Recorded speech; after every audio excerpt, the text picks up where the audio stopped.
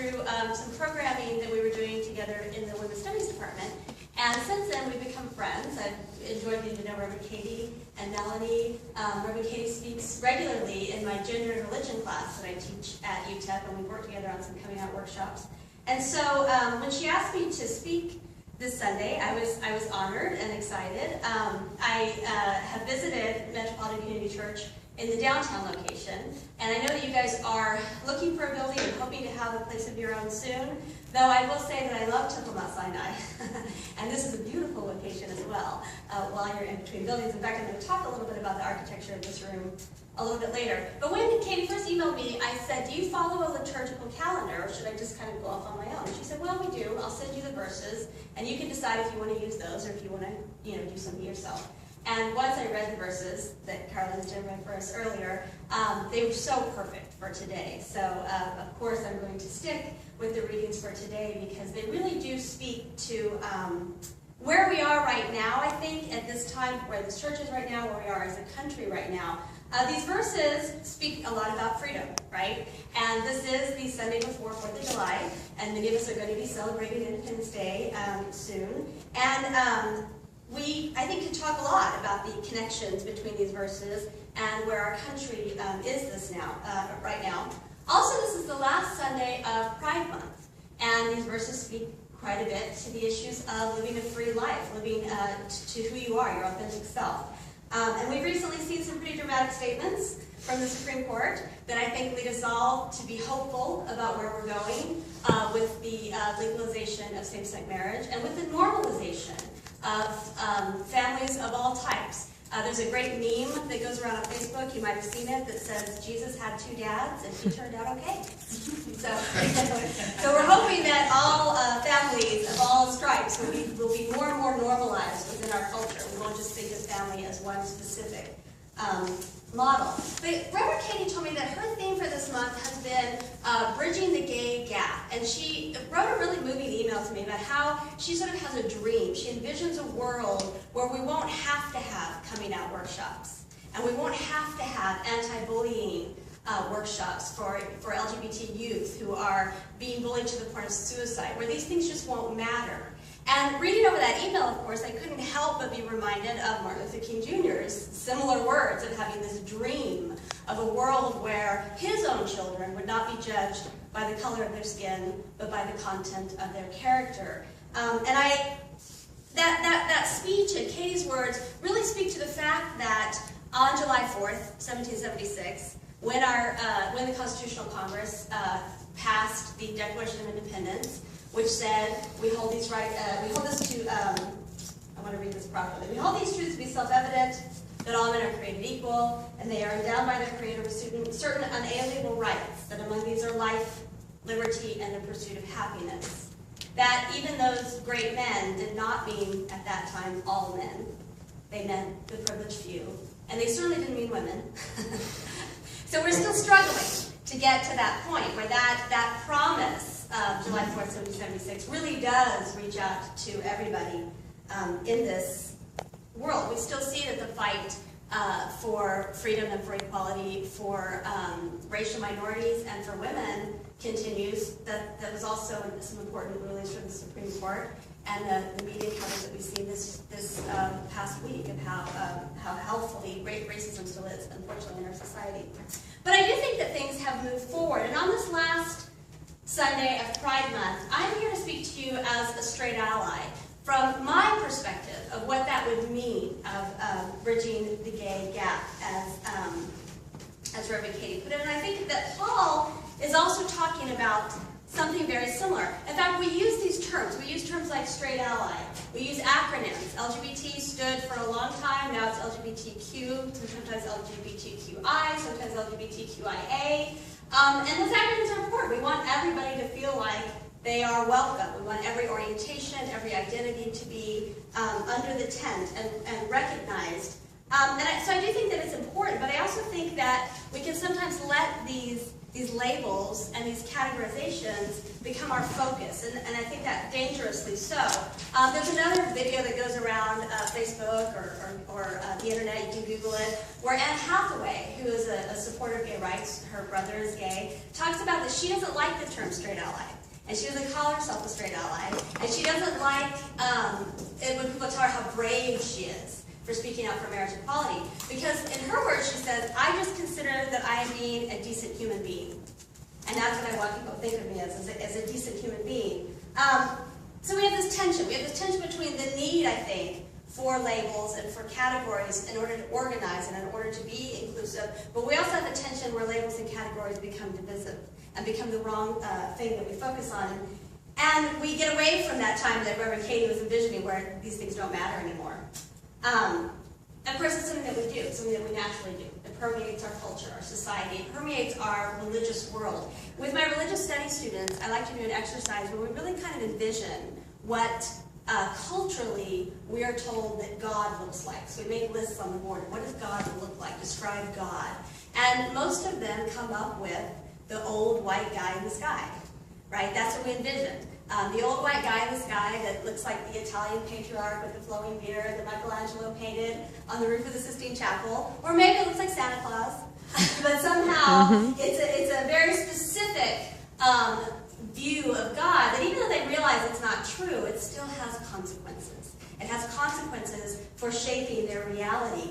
It has consequences for normalizing who should be in power and who should not be in power. And this is exactly what Paul is dealing with in this particular letter. This letter is not just to one church. This was to an entire province, the Roman province of Galatia. So he's writing to several churches that he had previously visited. And since he had left, they had fallen back into divisiveness, into fighting over who belonged and who didn't belong, who was doing things the right way and who wasn't, whether or not you had to have been Jewish first to then become a Christian, whether or not you had to be circumcised. If you had never been circumcised because you were not a Jew, did you now have to be circumcised? All of these outward behaviors that really didn't have any meaning, but had trapped them in this slavery, that's a term that he uses often, of following the law rather than being free. And I think that that's not very different from what we see today, right? And many of these behaviors are being justified by specific readings of the Bible as they are today. So circumcision in Paul's time became a big issue around baptism in the church history. You could take it all today to, wearing a flag lapel pin or not wearing a flag lapel pin, right? And what the meaning of that is. This focus on these outward signs, which really signify nothing. They had no meaning, and yet that's where the focus has become. In the second reading of today's, we really see Jesus not having much patience for that kind of legalism, for that kind of ritual behavior for the sake of ritual behavior. That phrase, let the dead bury their dead, seems very harsh. But it's less about honoring the dead and more about following a legalistic behavior just out of rote, out of habit, not out of really true meaning. So, what is this law? And what is the freedom from the law that Paul is talking about? Paul juxtaposes the law and freedom, and I do think we have to be careful with that. As I said, the rulings of the Supreme Court this week, striking down DOMA, the rulings on Prop 8, those are important. It is important what the law says about people and how we are defined under the law. But I think that Paul is not talking as much about civil law as he's talking about this religious law that the community could not give up. These rules that were governing behavior that they insisted mattered, even though they'd been told that they no longer mattered, that for them, living as Christians, the actions, the death, the sacrifice, and the resurrection of Jesus had freed them from following what they felt were these important legalistic laws. Of course, these laws come from interpretations of sacred text. They did during Paul's time, and they do today, as we all will know. A perfect example of this is the very book of Galatians. The book of Galatians was used for hundreds of years to justify slavery. In the book of Galatians, Paul basically says in chapter 4 that Hagar's children were meant to be slaves. And that phrase was pulled out and used, along with other passages of the Bible, to justify the institution of slavery. Of course, just before Paul says that, Paul also says that he's using Hagar and Sarai figuratively. He's speaking figuratively about people who are bound to one covenant or another. He's not speaking literally about any institution, but figuratively, it wasn't taken that way. And in fact, he goes on to point out that no longer apply. Galatians 3 has the verse that many of us are very familiar with. There is no longer Jew nor Greek, slave nor free, male nor female, for you are all one in Jesus Christ. He said that first before he moves on to this metaphorical example. Of course, there still is Jew and Greek, and there still is slave and free, and there still is male and female. In Paul's time and our own time, these categories do exist. And as I said earlier, they're important in many ways for organizing, for understanding. The problem is when they gain more power than they should have, when they become reality in itself. I like to start each semester, I do a whole class on perception. And it's a really fun class. We do fun things like optical illusions, and we look at those things that go around. Also, you can see how I spend too much time on Facebook. They have all the words that are missing vowels, as the Hebrew is read, that you can still fill in the blanks, and we play that gossip game where you whisper something and it goes around the room and you see what it ends up, what people think that you said. We talk a lot about how the brain creates reality. We don't create it ourselves, the brain creates it. I also show them a video, which I think is a really great example of this. So in Roman times, chariots, the Roman roads were built around the width of one chariot and 2 horses. So 2 horses were yoked together, far enough apart so they didn't run into each other, but close enough together so that they could pull in unison and go faster, right? And so that determined the shape of the Roman roads. 2 horses and a chariot. Then the Roman Empire spreads out across Western Europe into the United States, into England, and that width, that road width, remains consistent. We move forward into the age of the automobile.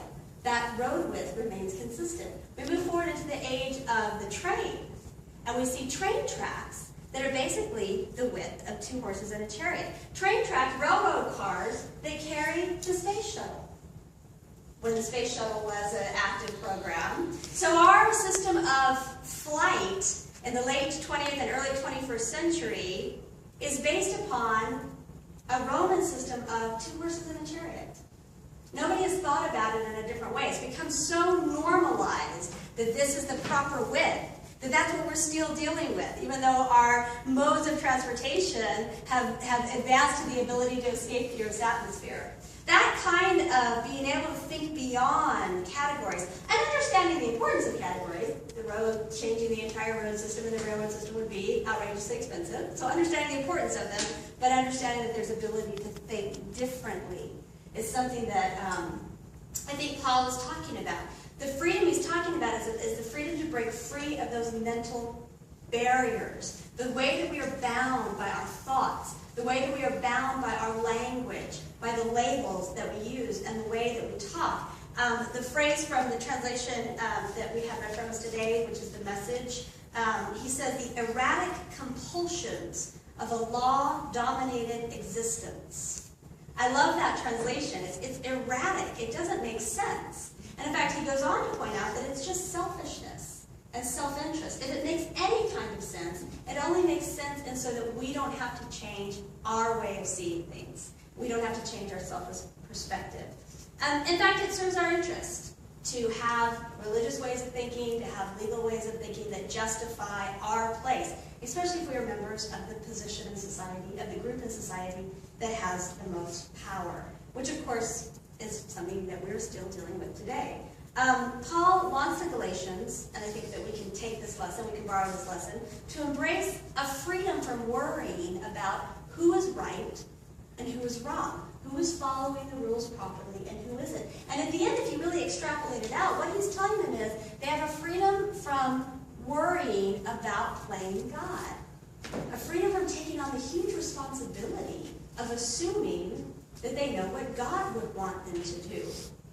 Paul points out, in fact, I think this happens today as well, right? That people speak for God, and they speak for what God would want to say, and how God would want society to be organized. And I think the more people speak as if they can understand completely the mind of God, the less God becomes a useful category.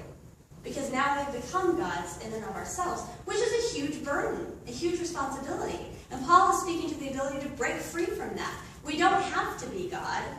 All we have to do is love one another. Paul points this out in verse 14. Jesus points it out in Matthew 22 and in Mark 12. God's word is summed up in a single sentence. Love others as you love yourself. This, he says, is the act of freedom. This is the freedom that he's talking about. To not be bound by all these other concerns, but to just love others as you love yourself.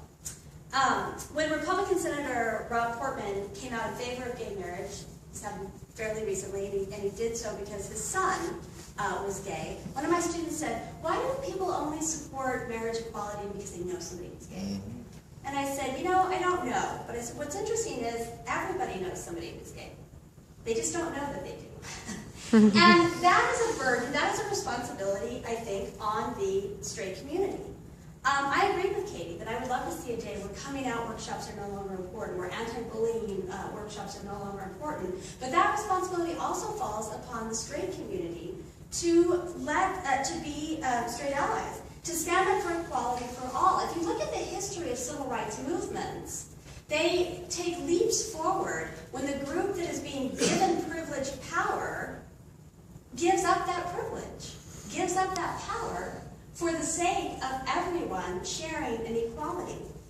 And so I believe that it is incredibly important that what the straight community can contribute to this bridging of the gap is to let people know that it doesn't matter whom they love, whom they choose to love, whom they choose to be with. That is a responsibility that we bear, and it's one that I see over and over with my students. Many of my students during their college years, if they are in the LGBT community, this is the time when they come out. Many of them have not ever come out to their family members, to sometimes to friends from high school. Maybe they are out to college friends, but not high school friends. And they're afraid. They're often terrified. They'll come and talk to me. They go and talk to other professors about what the process will be like and how to do it. Interestingly, the experience of many of my students has been a positive one. Oftentimes, their parents will tell them, "Oh, Mijo, I knew. I already knew." And that's great that they have that positive experience. But what I want to say to those parents is, if you already had an inkling, why didn't you make it clear that it wouldn't have mattered? Even if you don't want to talk to your own particular child about his or her sexuality, make it clear that you support equality and love for everybody. One of my favorite stories, in fact, is from a student named Jeannie, and she was very nervous about coming out to her parents, but wanted to do it. And in fact, she knew she needed to because she had a feeling that they were getting ready to learn. So she went, and her father was washing dishes. And she walked into the kitchen, and she said, "Dad, I'm gay." And he said, "What?" And she thought, oh gosh, here it comes. So her dad turned off the water, turned around and faced her. She said, "Dad, I'm gay." And he said, "Oh, okay, I just couldn't hear you." I have another student, Julio, who told me that his parents said, "We have some questions to ask you." And again, he was thinking, oh great, here it comes. And they said, "Are you seeing anyone?" And he said, "Yes." And they said, "Well, who is he? Can we meet him? What's his name? What does he do?" Again, these are positive stories, but these kids went through such a long time of nervousness and fear because people in the straight community had not let them know that it didn't have to be as scary as it was going to be. They had not made it clear that they didn't care, that they were open to whatever the identity was of the person that they loved. And what they cared about the most is, well, who are you seeing and when can I meet him? What they cared the most about is who they loved. A majority of Americans, we know from polling, support marriage equality, and even more support anti-discrimination legislation based on sexual orientation. And yet this majority is still often a silent majority. And so I believe that one way that we can contribute to bridging that gap is to mobilize the straight community to join the LGBTQI community in ensuring equality for all and ensuring a safe environment for all, so that we move to a point where people are not afraid, where people are not bound up in concern and worry. In my classes, we study lots of different world religions, and students are really interested, particularly in how different the religions are with their approaches to God or gods. They're fascinated by polytheistic religions, or monistic religions, or animistic religions, or even non-theistic faith traditions. But they also, the longer that we are working through these religions, they begin to see a lot of commonalities. And they're excited by those as well, by the commonalities within religions, across religions, by commonalities to their own faith traditions. One commonality that I like to stress in my classes is just the one that we're reading about today.